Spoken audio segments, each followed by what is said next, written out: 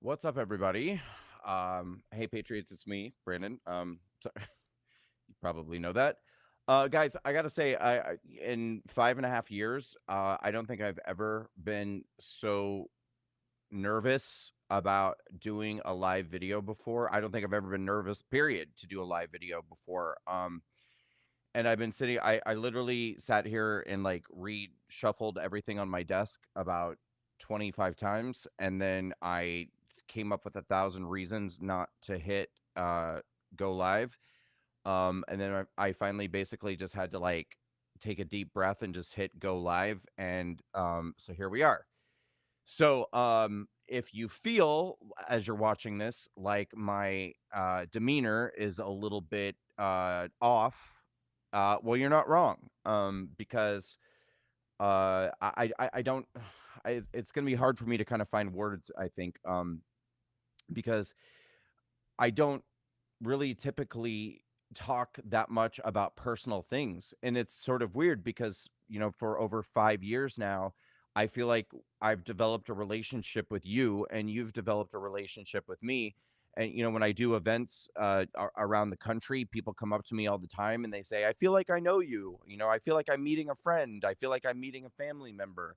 And yet at the same time, I really haven't shared that much of my personal life. Uh, in a public forum this way, and for some reason I feel deeply kind of uncomfortable doing it. But at the same time, I know that I have to talk to you guys about what's going on because it actually affects my work. It affects everything that's going on in my life. And some of you may have seen the post that I put out last week. It's probably been 4 or 5 days ago, or something, where I said that my mom had a stroke. I said I'm kind of trying to gather my thoughts and feelings about, what all of this means and how I'm feeling about it. And then I made some comments about how it's kind of brought to light to me a lot of like broken dysfunctionality and stuff going on in the conservative movement, which I'm sure was very confusing for you guys. And I understand why. I'm going to try to kind of explain that as well after I kind of get into what happened, how things are going now, and how we're doing, and blah, blah, blah. Before I go much further, let me please just double check that we are in fact streaming. I see you guys commenting, so that's a good sign. I just want to make sure I'm live. Yep, there I am on Facebook.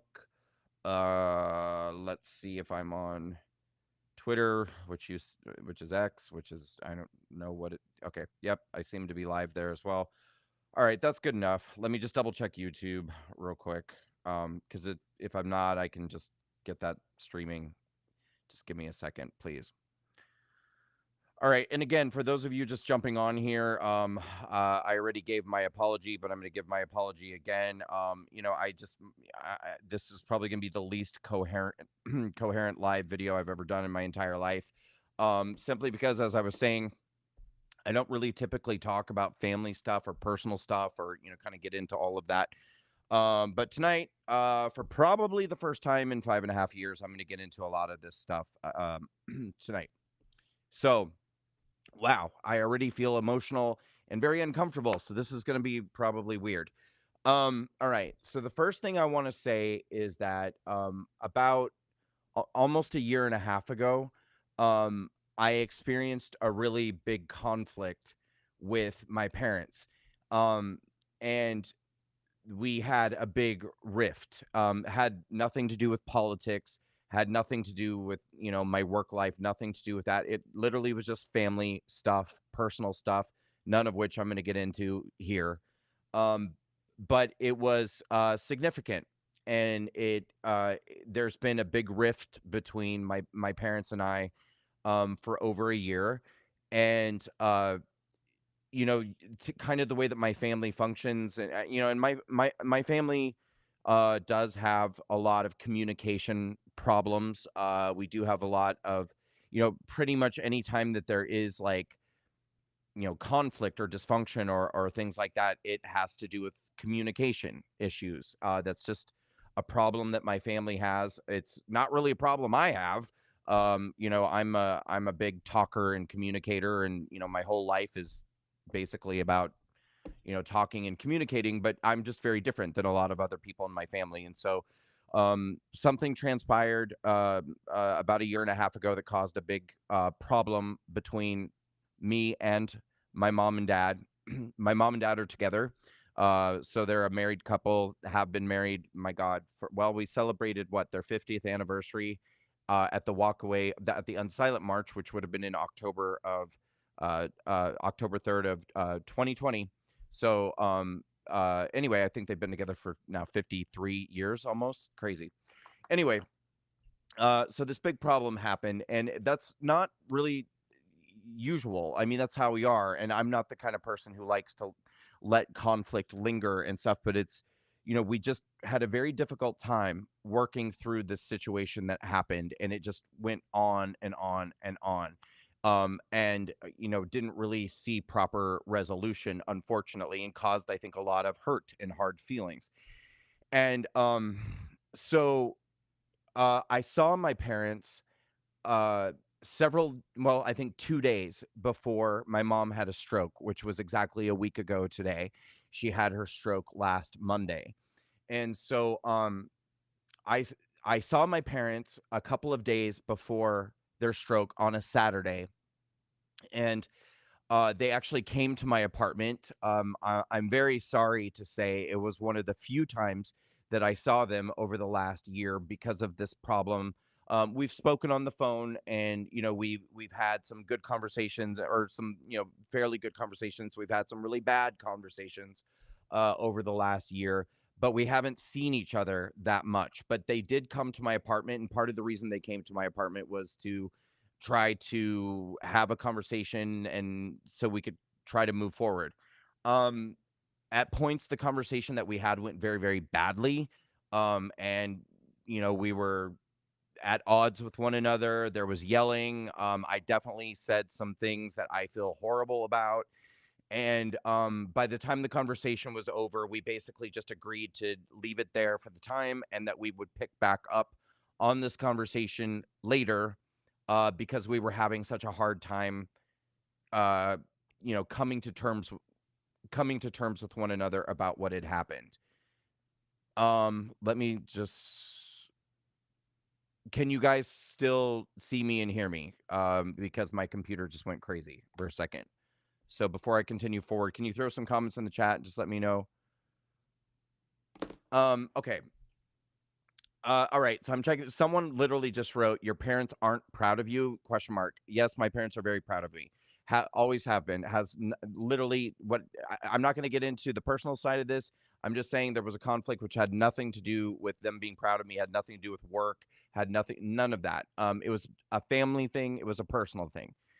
But the reason why I'm even sharing this with you is because the last conversation that I had with my parents was one that was just fraught with, again, conflict, and this issue that's going on. And it ended, I would say, peacefully, but without much resolution, and certainly not like the most positive way to end a conversation. And what we'd agreed upon at that point was that we were going to pick up on the conversation later, another time, and continue to work toward healing the situation and resolution. All right, so that's where we ended up. 2 days later, Monday, a week ago today, it was nighttime, and my dad called several times in a row, and I thought, okay, that seems odd because that's not really something he does. So when he had called the second time, because he had only called, I think, like 5 minutes before that, and I was kind of in the middle of something, so I didn't pick up the call.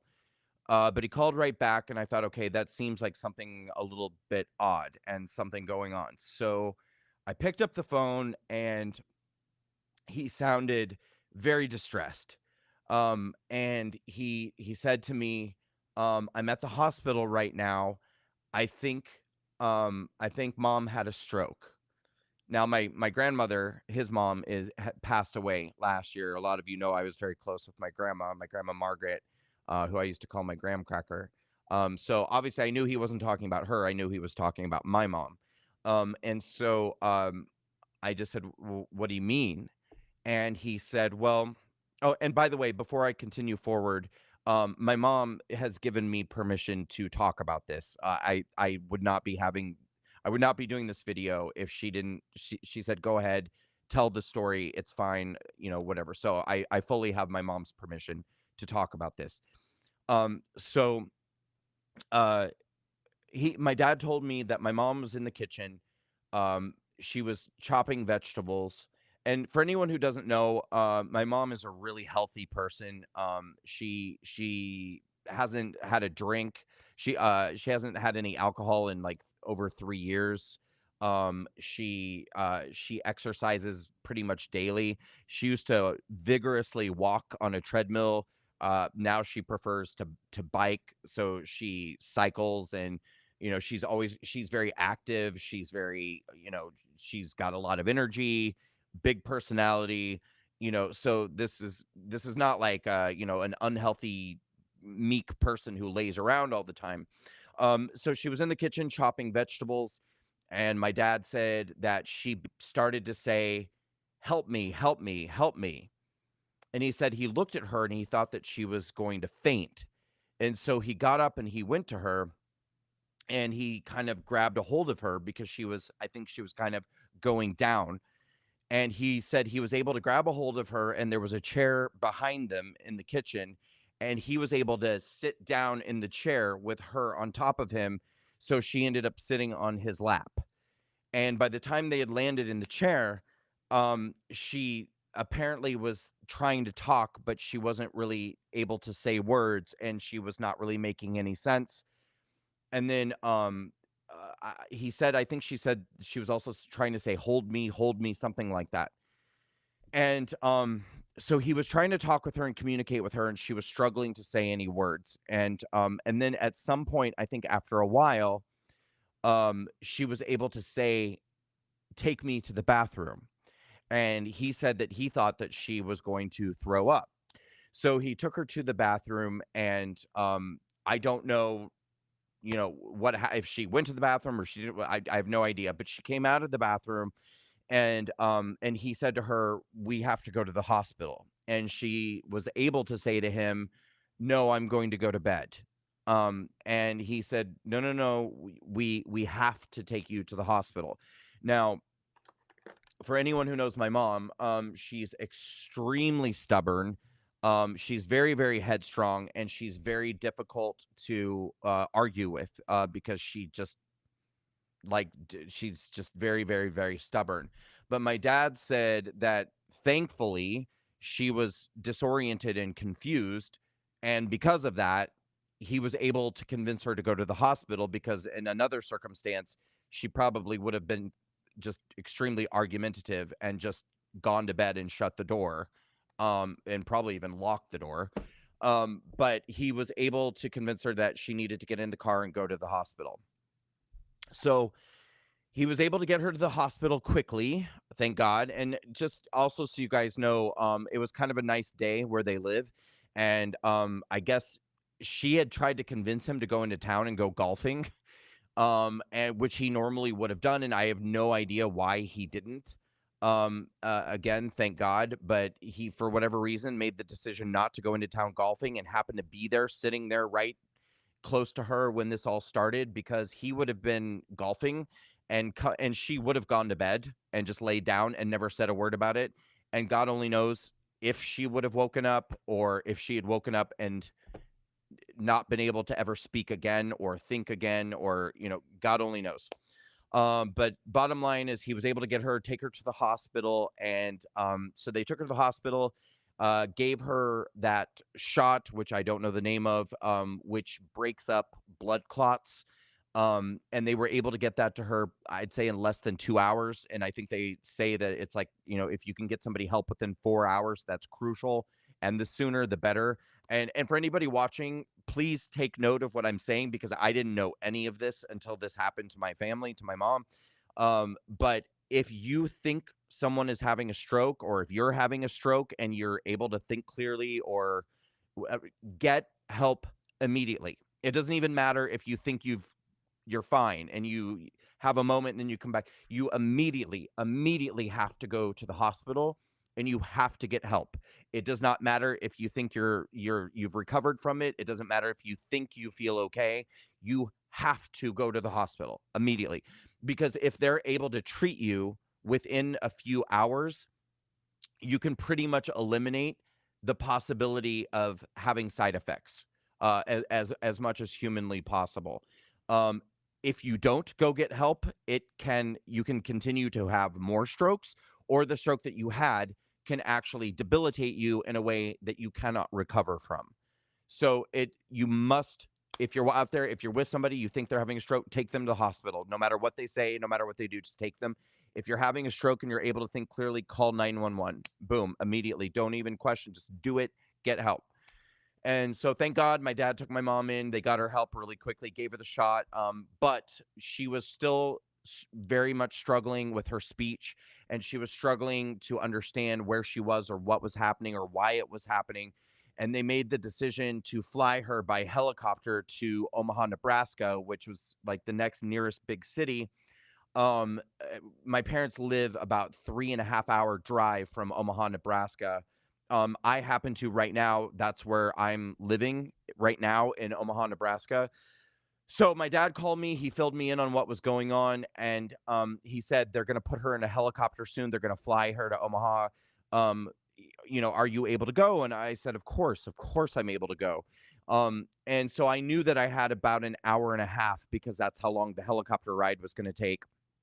So during that hour and a half time, I got in my car and I drove to Walgreens, and I just, I'm pretty good in a crisis, and I'm a pretty good, like figure out what needs to be done kind of person.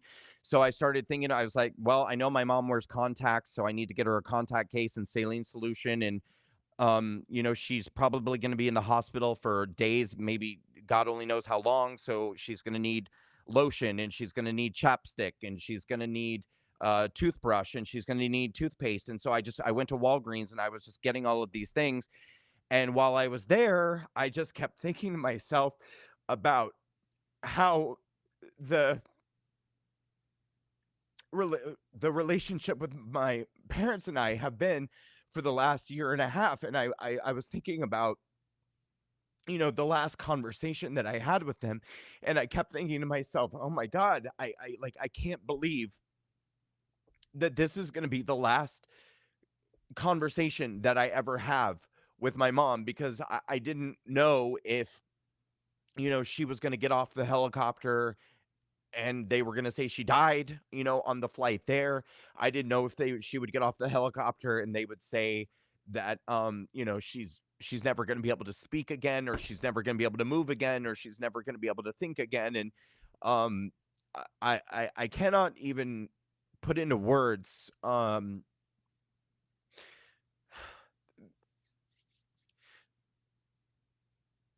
sorry, I can't even put into words, the feeling of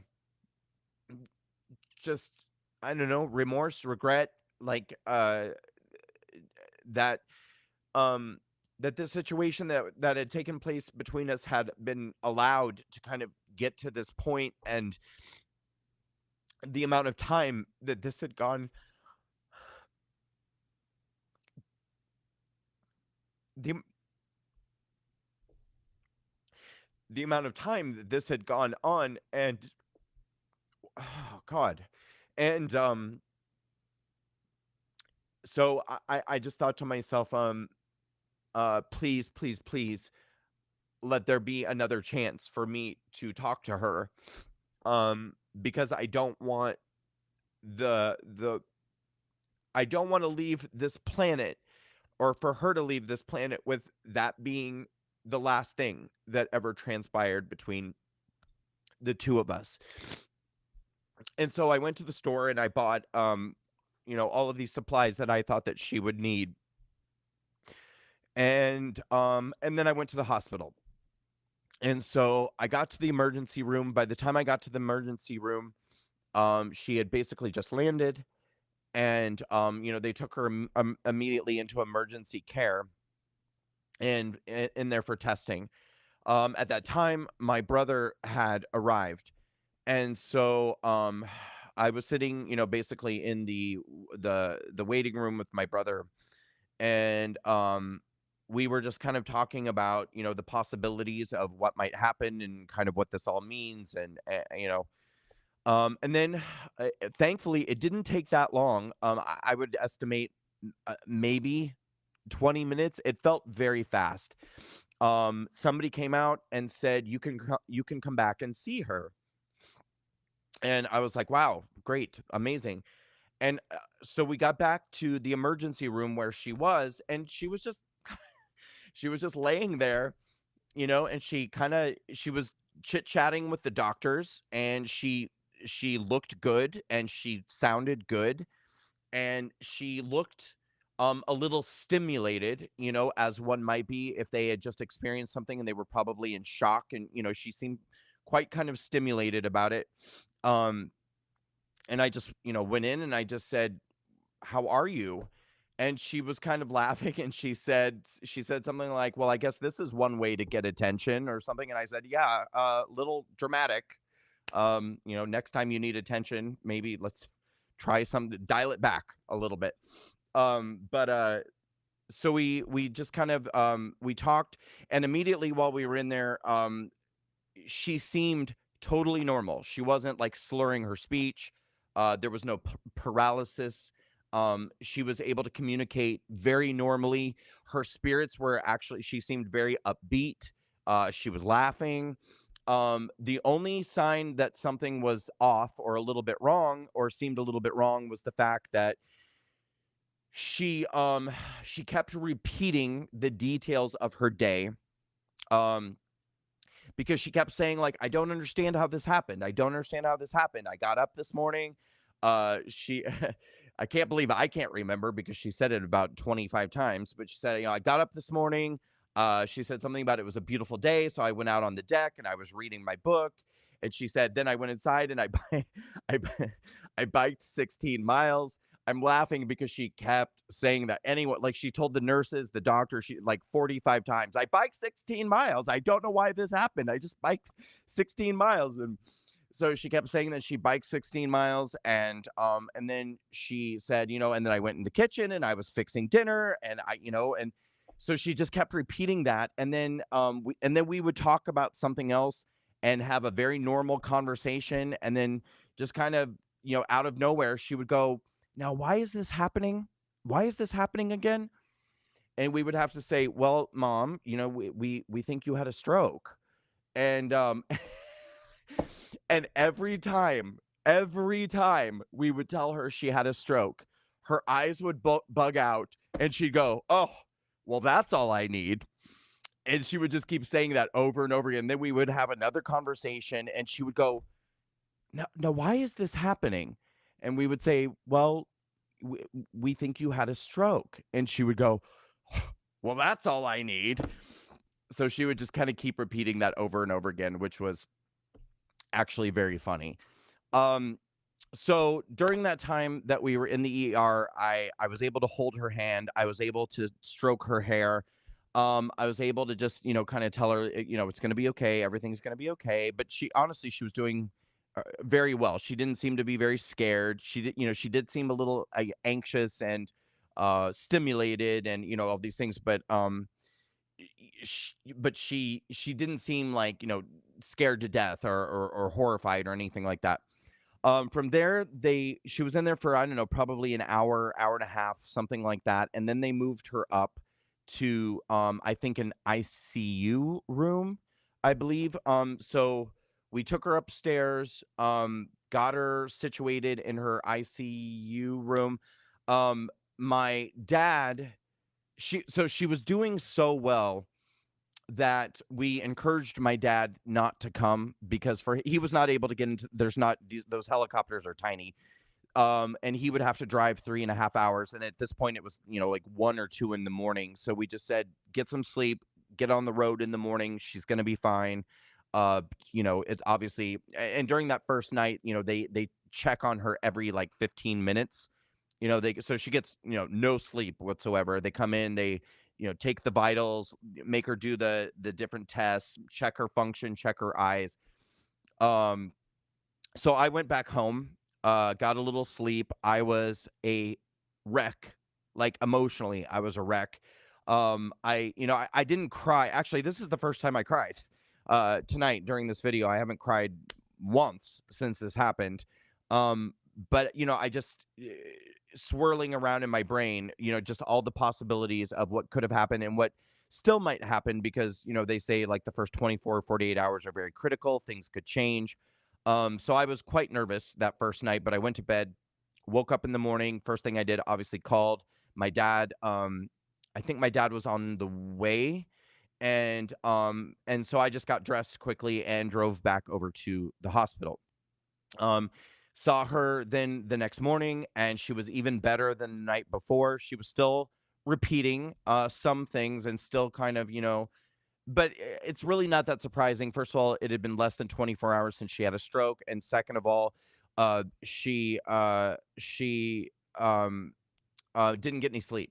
Because they literally kept her up all night, and they'd been running tests on her like nonstop. Um, so we had a good conversation the next day. I went down to the gift shop and I bought her a giant teddy bear and some flowers and a bunch of stuff and just tried to bring some cheerful stuff into her room to make her feel better. And we so the second day it was my brother, my dad, and I, and we just kind of spent the pretty much the majority of that day with her having conversations, just, kind of keeping it light and jovial and being there with her while she had tests. But again, I have to say she was amazing. I mean, she did great. Like she wasn't freaking out, she wasn't distressed, she was laughing a lot. I think she was actually probably very happy to have so much family around. And like I said, I mean, things have been really difficult between us for a year to a year and a half. And so, even though we didn't talk about any of that, obviously, it probably was good for her to just, have her kids around and have things be very loving and very supportive and very light and all of that. So, I think it was very positive for all of us. In the middle of the day, I actually had a scheduled interview. So I left, I drove home, I did my interview, which I thought was insane. And this is where I started to kind of have these feelings, which I'm going to get into a little bit about, the comments that I made the other day about the conservative movement and the craziness and insanity of everything. I'll get into all of that in a moment. But I went back to the hospital, stayed there that night until this is now Tuesday night. I don't know. I would imagine I stayed there until 9 or 10 p.m. And the next day, I was scheduled to fly to New York City because I had a media interview with Rudy Giuliani, and I had a number of other media interviews scheduled and some other things scheduled for this trip to New York. Now, to be clear, I had scheduled, I think, like a 9 or 10 day trip to New York. It was long. Um, and my mom kept saying, she was like, "Go to New York. I'm fine. I'm totally fine. Like, go, go, go. I feel great. I'm gonna get out of here within a day or two." I kept saying, I don't really know if I should or if I shouldn't, but I'll figure it out. And what I ultimately decided was to go ahead and go, but just make it like a 4 day trip instead of a 9 day trip. So I changed my flight home and I changed my hotel, and I just allowed myself a couple of days to do the interviews and stuff that I had to do in New York and then come back. And obviously, during the time I was in New York, I kept in touch multiple times a day, and she just continued to feel better and do really well. So, where she is right now, she was released from the hospital. God, now I'm getting confused. I think she was released from the hospital 2 days ago. Um, Drove back to where my parents live. She's been doing great. I believe yesterday she went out golfing on the golf course, and she's really not having any issues. However, um, we are incredibly lucky, and I'm incredibly grateful that things with the stroke turned out as well as they did. But through the process of running all of these tests, they found a spot on her heart, which at this point they believe is a tumor. And what I've been told is that they feel pretty sure that it is likely a benign tumor on her heart. Thank God. However, whether it was or whether it is or isn't benign, um, there if it's a tumor, they're going to have to remove it. And we're supposed to get some answers to those questions, hopefully Wednesday. I'm hoping to God that's what we were told, but everything's been a little slower than we had hoped for. So hopefully Wednesday, but I'm sure this week we'll get some answers to that. If in fact it is a tumor, benign or not, she's going to need open heart surgery to remove the tumor. And open heart surgery has to happen quickly because of the nature of the situation.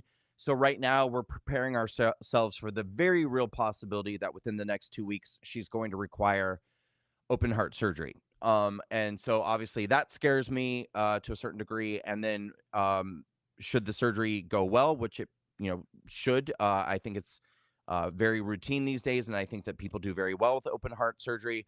Um, it still is going to require a significant recovery period, and I think a lot of help and things like that. So I think at this point we're kind of preparing ourselves for knowing that there's going to be some significant medical procedures and recovery in the coming weeks and probably in the coming months for us.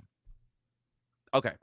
So that's kind of where I am and where my family is with this situation that's happened with my mom. The great news is that she's uh, I don't know that I could say 100% fully recovered, but I mean if she's not 100%, she's as close as to 100% as a person could possibly be. Who just had a stroke 7 days ago. I mean, she's at home, she's active, she went golfing, she's doing her normal life and her normal routine. She's communicative. She is not having any trouble communicating. She's not experiencing any paralysis. She's not, I mean, nothing crazy has happened. And she seems to be basically normal. So, um, the best case scenario would be is if this thing was not a tumor, because they feel like there's like a very small chance it could be an infection. If it were an infection, she could simply take medication and get rid of the infection. But the doctors have already said that they're quite confident it's not an infection, and it is in all likelihood a tumor. So there is a chance that this could all be resolved with medication, but the chance is very small, and it's more than likely going to require a surgery, and require a significant recovery after surgery. Again, I'm trying to stay really positive about the possibility of surgery because I keep being told by people it's just pretty routine these days. The idea of your parent having open heart surgery is just I don't like it at all. Don't feel good about it at all. But I just have to try to put my trust and my faith in the fact that this is something that typically goes very well for the vast majority of people, and there's no reason to assume that this would be any different. Um, now let's talk a little bit about the comments that I made, just so that you guys, now that you understand what happened and kind of where my head was and still is, but things were definitely much more chaotic and scary and up in the air about a week ago. Now, as you guys know, we have this big event coming up in November in West Palm Beach, Florida. It's a 3-day event, the WalkaCon event. That's what I'm talking about. It takes an enormous amount of work and planning to put these things together. And so, I mean, I've honestly been very concerned that whether or not I even have the time to do everything that needs to be done to prepare for this event as is, because there's so much that we have to do. And my team is just like working to get this done. And then when this happened and I knew it was going to force me at least for a couple of days to have to stop, um, I was panicked. I mean, I was truly panicked about stopping. Um, but I was also more panicked about my mom and that situation. And I also felt like I couldn't cancel my trip to New York because part of my trip to New York was doing things to help promote our event that's happening in November. And that's a big part of this is like this constant feeling like we have to keep pushing, we have to keep pushing, we have to keep promoting, we have to keep working on it, we have to keep, um, and I got really angry and I got really frustrated because the truth is, we've been at this now for over 5 years. I can honestly say that Walkaway has never had a bad event. We've never done a bad event, never. I mean, and everybody who has ever come to any of our events says, "Oh my God, this is like unlike anything I've ever done before. This was amazing. This felt so great to be among like-minded patriots and feeling like we're doing something for the good of the cause and the good of the country." And people just go on and on about how great they feel that the work we're doing with Walkaway is, the events that we do, these big events that we do that bring people together from all over the country. And then it's like we do them. And then the next time it comes time again to do another event, it's like we have to convince people all over again why they should come. Um, and that's fine. I mean, I guess I accept that as kind of like part of the job. I'm just saying that when this thing happened with my mom, I just got really angry because I was like, I need to be with my mom right now. Like I need to be able to spend this time making sure she's okay, particularly with this personal situation that's happened between the two of us. But the truth is I felt like I couldn't. I felt like I literally didn't have the option to stop. And I know that I'm not even going to read the comments right now because I know you guys are going to be like, oh my God, family comes first. And if you have to cancel the event, cancel the event. But I don't want to. I don't want to cancel the event. I don't want to stop doing the work that we're doing. This is very important. Family is more important. Family is the most important thing, but this is important too. All of this is important. And the point is not should I or can I stop so that I can spend time to be with a family member in crisis. The problem for me is that, for 2.5 years, I'm talking about since January 6th, people have said, "Oh my God, what you've been through. Oh my God, you went through, you've just been dragged through hell, and you still keep going. And what can we do? How can we help you? How can?" And this is it. Like the best way to help me is to not force me or my team to spend so much time reminding you guys why what we're doing is important and why you need to step up and participate and be a part of this and support what we're doing. And look, I get it. Like if I mean this sincerely, if you absolutely can't afford, to take a trip or whatever, I totally get it. That's not it. But I know that a lot of people can. And I know that a lot of people, can be there. So just be there. Like support. That's it. Um uh I was talking today with Katie Hopkins on the phone. And Katie's actually one of the speakers at this event in Florida. Um and we were having this conversation about conservatives and how conservatives are. And sometimes, they'll say one thing, but then the actions don't really meet up with the words. And Katie was saying, one of the things that we're doing with this, so we're doing 6 events in one weekend, and one of these events is a January 6th panel.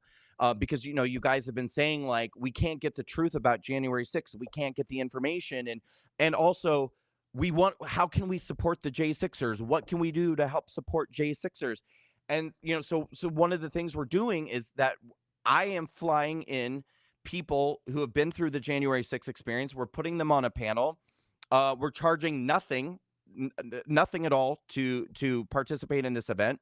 We're actually including it in the brunch event. So the Sunday event that we're doing is brunch with Carrie Lake. Carrie Lake is the keynote speaker. She's going to be signing books. So you'll get to have brunch. You'll get to hear Carrie Lake. You'll get a copy of her book. You'll get to, if you want, you can get your book signed. And then when that's over, we're doing a panel of January 6th defendants sharing their stories and talking about what they've been through. And Katie was saying, like, people are always saying, oh my God, how can we support the J6ers? What can we do? Well, here's another way, and so that's what I meant. And I don't really want to go any further with that at this moment because again, I still kind of, I'm processing just a lot of stuff, but there's going to be a lot of I'm not going to I'm not going to pull this event for like personal family reasons. I mean, unless something really tragic or terrible happens, like there's I want to keep working, I want to keep moving forward, and I want to bring to life this amazing weekend that we're going to do. But one of the key ways that I think that you guys can help me is please understand and realize I am not going to be able to push this as much as I normally would or promote it. I mean, any other time, like any other event we do, I would be doing live videos every day. I'd be sending out emails 4 or 5 times a day. I'd be whatever. I'm not going to be able to do that because I need to, at this point, balance some time taking care of my family during a crisis while also moving this forward. And so, um, the frustration and the anger that I was feeling like I don't even have the option to pull back and take care of what's really most important, this crisis that's happening, and deal with that. And so that's what those comments meant. And I don't really want to go any further with that because I'm sure you understand what I'm trying to tell you. Um, but that's that's what's going on with my family. That's what's going on with my mom. And that's why I made the comments that I made. And, please offer me just a little bit of grace and understanding right now, too, because this really did turn my life and my family's life upside down completely for days. And especially on that first day, it was very, very scary. It's the closest brush I've ever had with the feeling that I was very legitimately going to lose one of my parents in a way that was absolutely unexpected and they're too young. This is not the time that they're not old, and so yeah, I mean it's been a pretty jarring situation. Um, but now you kind of understand what's going on. So anyway, that's the situation. We're gonna find out, I think, this week if open heart surgery is coming around the corner in the next couple of weeks. I'll definitely keep you guys informed about what happens with that. I'm gonna wrap up this video tonight because I actually have more work to do. But before I go, I'm just gonna quickly tell you, and for any of you who may not know, the event that I'm referring to is our WalkerCon weekend. If I really hope that all of you guys can come and please be there and be a part of it. If you want more information, all you got to do is just go here to walkawayanniversary.com. But essentially, what we're doing is it's going to be 6 events in one weekend. We tried to make this as absolutely cheap for all of you as possible because that's the one piece of feedback that we've often gotten is people saying, I so wish I could come and be a part of the big walkaway events, but I can't afford it. And so we priced it as low as we possibly could.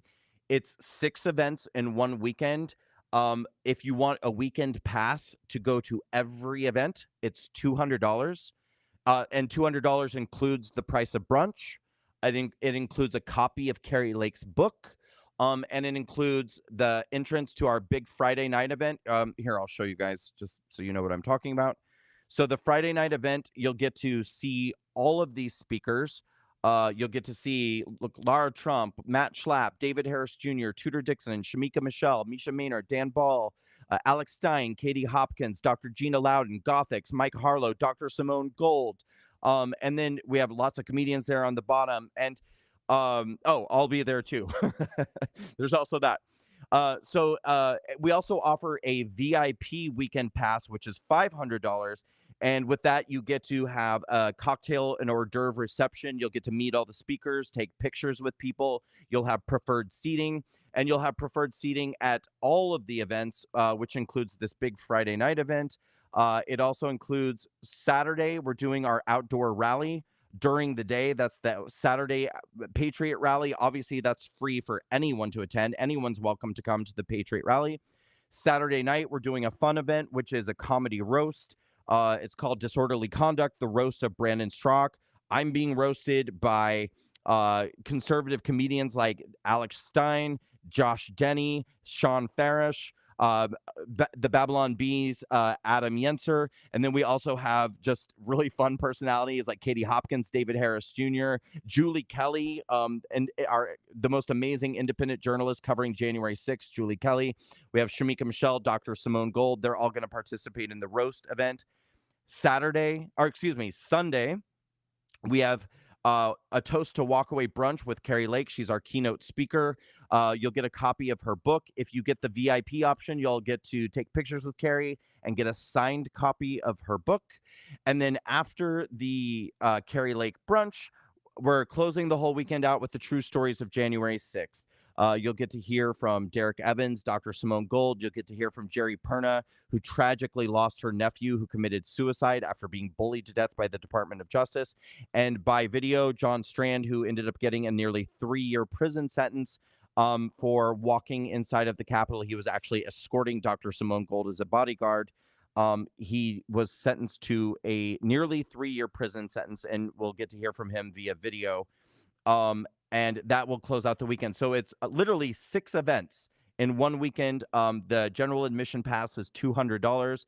The VIP weekend pass is $500. How do I get off this screen? Sorry, I'm trying. And so the entire weekend, which is going to be amazing, we're calling WalkaCon weekend. And you can get discounted hotels. You can get more information. You can get tickets right here at walkawayanniversary.com. And so, I'm going to keep plugging away despite everything that's going on. Personally, we're going to make this work. We're going to make it happen. I don't think we've ever had to cancel an event before, and I don't intend to do so now. So we're just going to, my team and I are just going to go balls to the wall and keep churning this out, and we're going to make it happen. We're going to make it happen.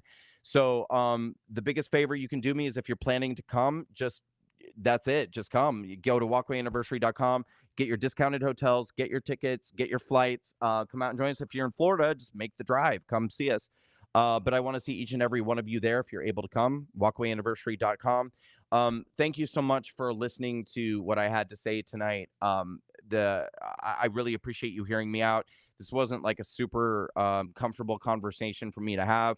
Like I said, 5.5 years, you and I have gotten to know each other very well. We've had, many conversations, sometimes in person, sometimes via this format of live streaming videos.